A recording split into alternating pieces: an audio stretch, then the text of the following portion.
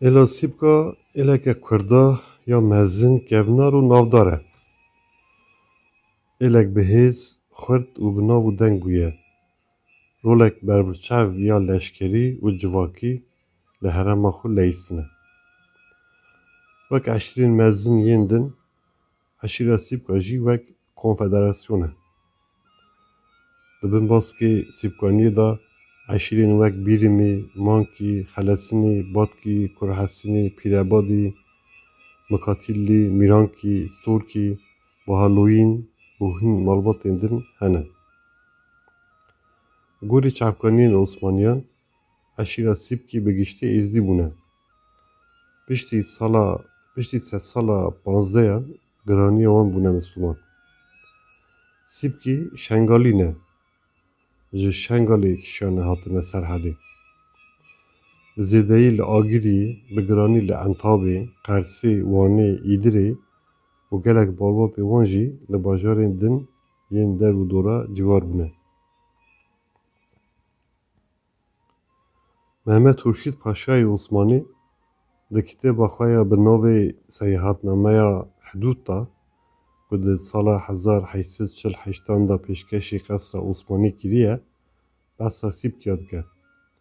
Dibe ew berê êzî bûne û paşê bûne misliman. Dide zanîn ku şaxên wek Bîrîmê, Mankî, Xelesinê, Pîrebadî û çendên din yên ku bûne misliman in. Şaxên wek Mikatilî, Mîrankî, Storkî û Bahaloyîn jî yên êzî mane ne. Li îro eşîrên Sîpka, xincî yên ku piştî şerê Osmanî û Uristan çûne Ermenistan û Gürcistanê, tev misliman in. Alimê wan yên herî bi nav û deng Mele Resûlê Sîpkî ye. Di sala 1827 da wefat kiriye û qebra wî li Mûşê di baxçeyê Camiya Eledîn de ye. Bi taybetî ji Kurdên Qafqaz jî gelek ronekbîr derxistine. Yên wek Qanadê Kurdo, Heciyê Cindî, Ordîxan û Celîlê Celîl, Wezîrê Eşo, Tosinê Reşîd Sîpkî ne. Dîrokzan di qeydên Farisan da jî rastî Sîpkiyan tên.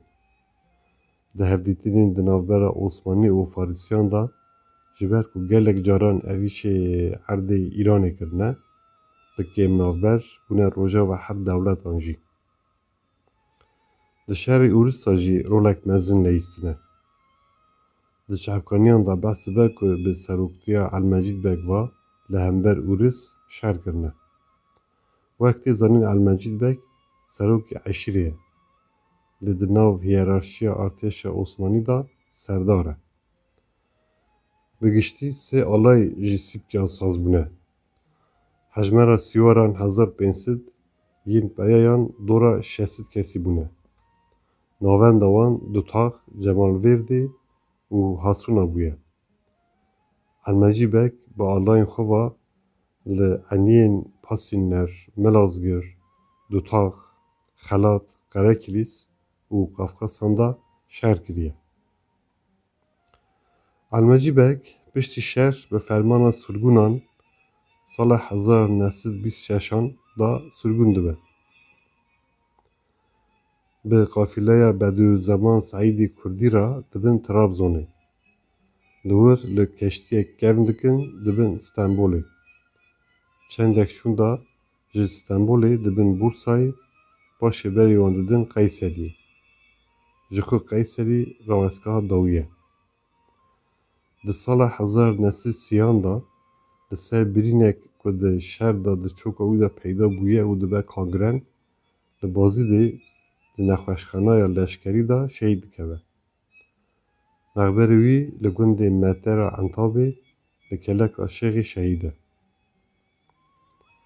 Gelek dengmêjan di kilamên xwe de behsa van rûdanan û sirgûna Elmecîd Beg kirine.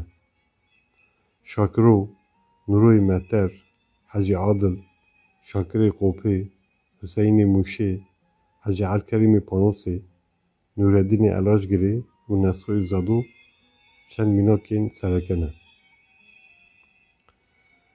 Yek ji navdarên eşîrê jî Xalisê Elmecîd Beg e.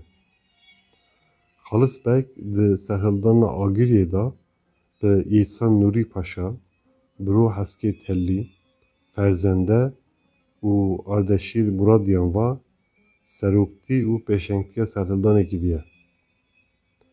Di demajoya serhildanê de di muzakereyên bi Komera Tirkiyeyê re wekî delegaya Komera Agiriyê wezîfe hildaye. Piştî têkçûna serhildanê diçe derbasî başûr dibe, salek 2 sal li cem Mele Mistefa Barzanî dimîne. Piştî efwî di zvira welat, di navbera salên 1946-1960 de di Partiya Demokrat ya Adnan Menderes de dibe parlamenterê serdemên 9, 10 û 11 ya Agirî. Xalis Bek di 24 îlona 1977 de li Seregolê li gundê Qerequyê vefat dike.